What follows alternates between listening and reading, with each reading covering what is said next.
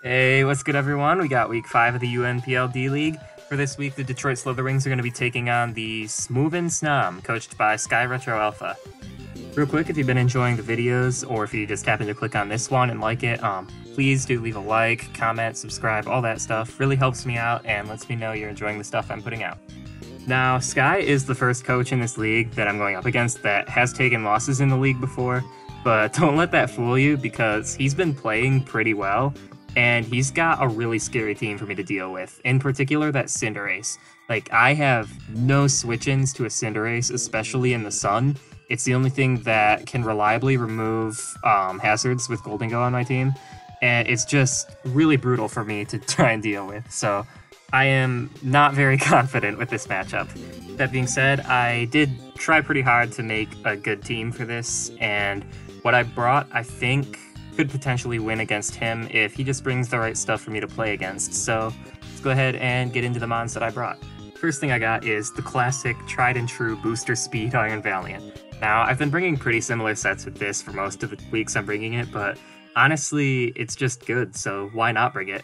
I have the physical sword stance set again with Encore, Spirit Break, Close Combat. Just those two stab attacks, they're good to have.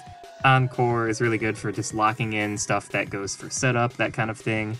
And yeah, I like Iron Valiant. It's good to have.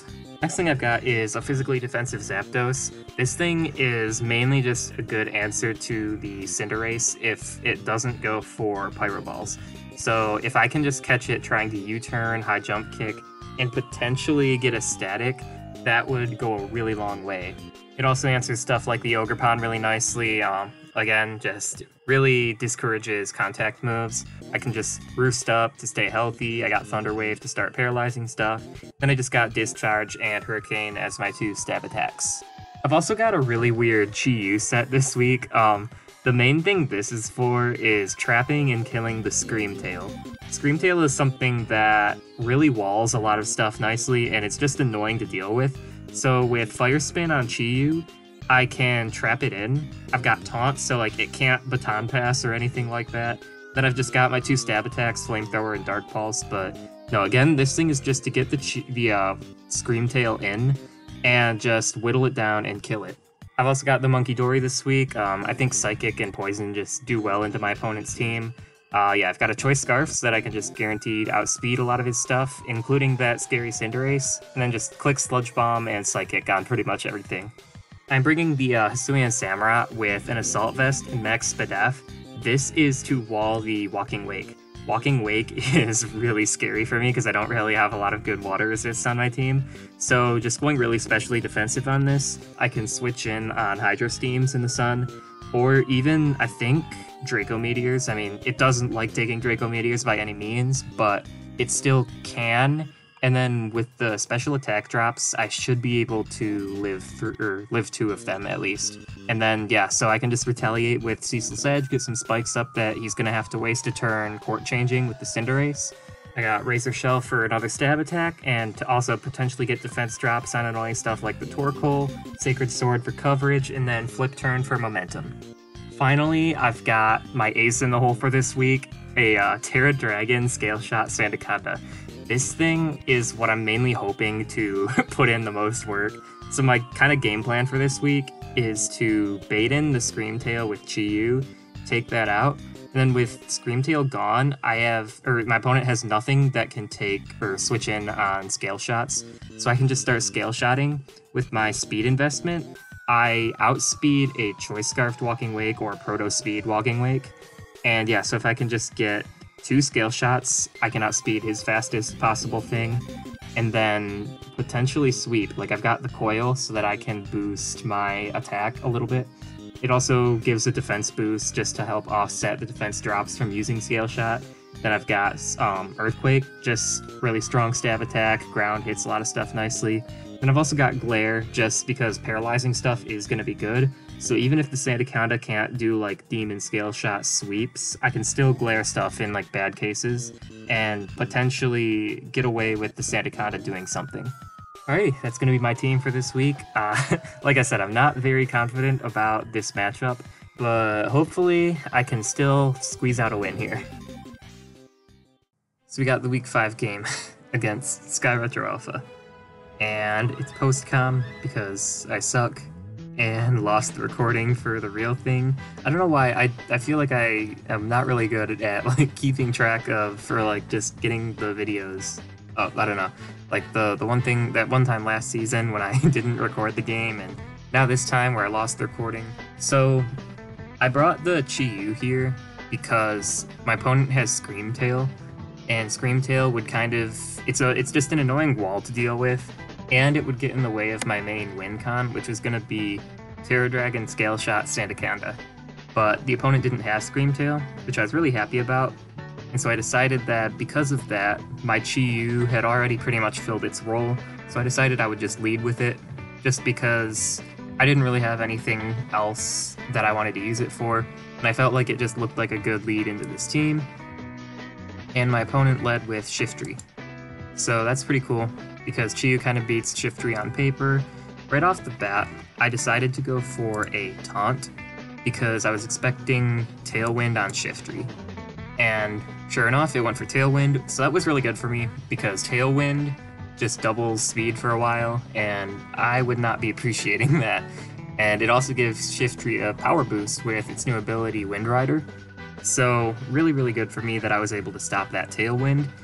And so this next turn, I figured Shiftry was probably Focus Sash, so it didn't really matter what attack I went on the Shiftry for, if it was just going to be Sash and then Retaliate, but I didn't want to switch out and let anything else take this attack.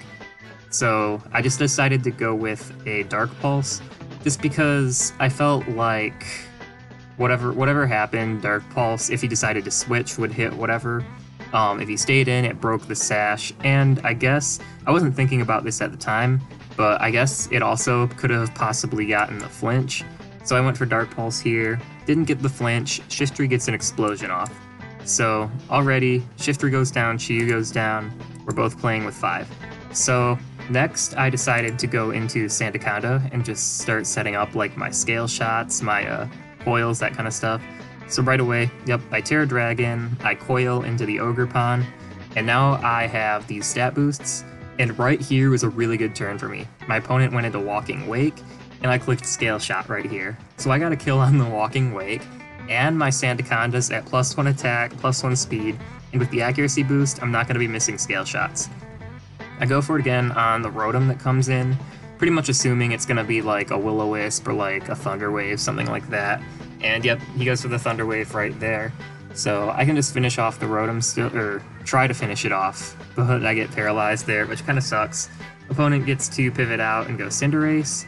Here I kind of made a misplay switching out, I think. I feel like I should have stayed in, because I don't think the Sun Boosted Pyro Ball would have killed me, even at the -1 defense, because I do resist it. And there was also the possibility of Shed Skin again that turn. And if I'd gotten the Shed Skin there, I think I would have just won the game. But I decided to go into Zapdos, mainly because I wasn't expecting the fire attack. I was kind of expecting a U-turn or a high jump kick. Zapdos resists both of those, and there was the chance I could get the static proc. So he does go for a U-turn. Unfortunately, I didn't get the static. He goes back out into Rotom, and I just finished that off with a Discharge.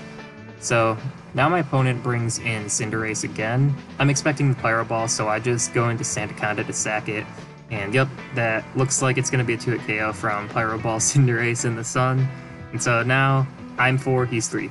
I bring in the Zapdos, and he brings in Torkoal. I just go for Discharge here, because I just wanted something to hit the Cinderace hard. And he just pivots around a bunch, stuff starts taking discharges.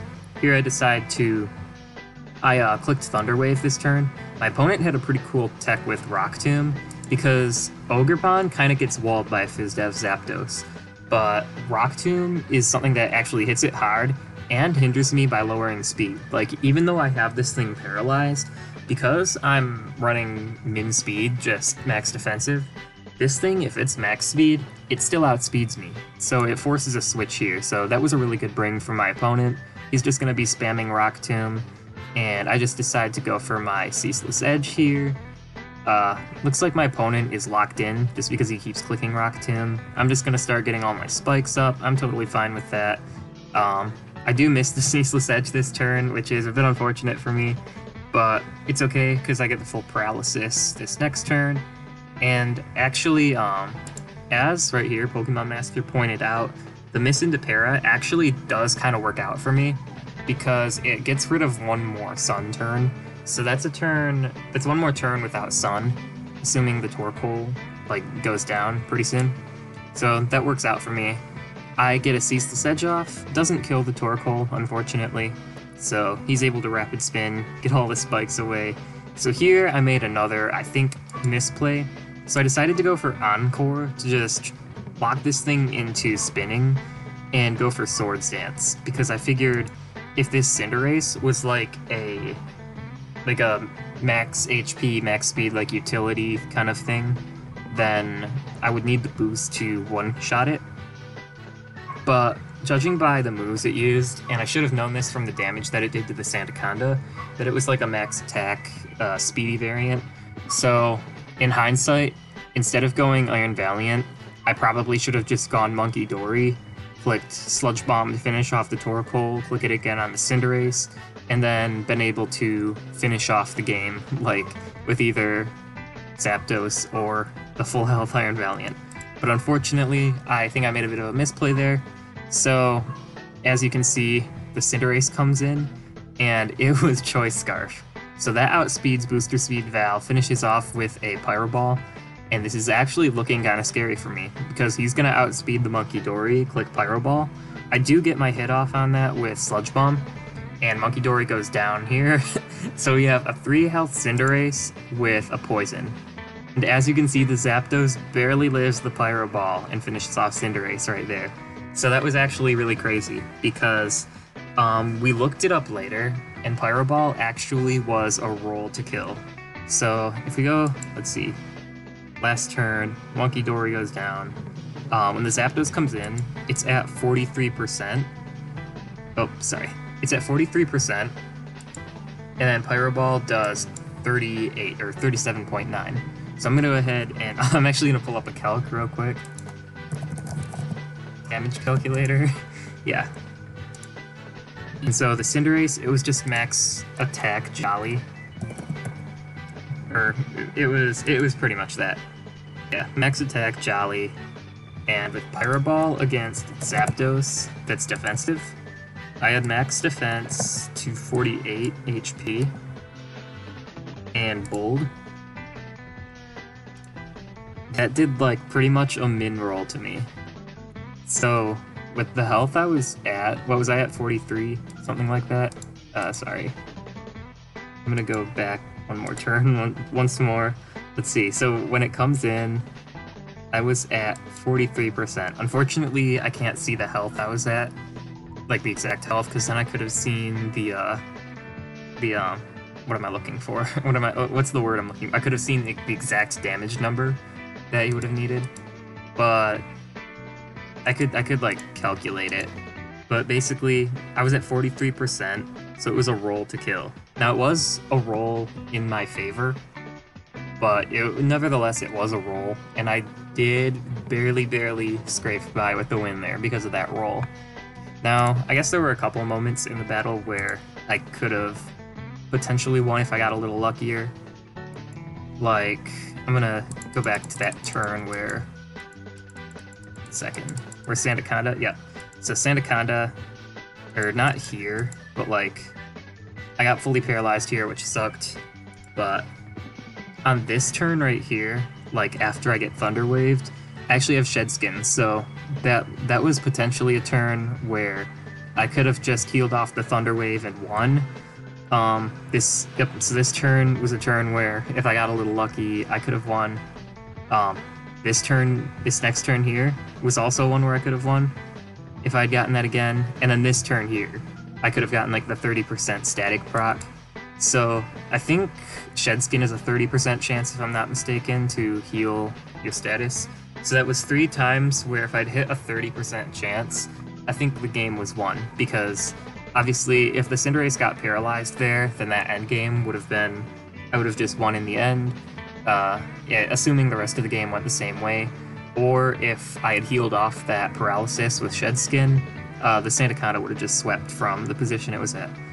So, yeah, I think all things considered, I will say I think I got the deserved win. Now, that could have gone a lot worse for me. Like at the end, if I didn't get the roll, the opponent could have won.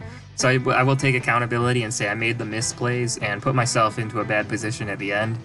Like, I think the biggest misplay I made, or the biggest misplays I made, were switching out the Sandaconda against the Cinderace, because again, that was another turn I could have gotten the paralysis healed, and the other one was again at the end, not going Monkey Dory to finish off the Torkoal, and instead trying to do it by like setting up with Iron Valiant. But yeah, that was a really close game. I really was happy that I won again, and that it was really close. Like, that always makes it entertaining, and I really regret that I lost the footage for it, because this would have been really cool with like the live reactions and stuff. But it is what it is. So that's gonna be it for this. Thanks for watching, even though it wasn't live and just a post-com, and I'll catch you next time.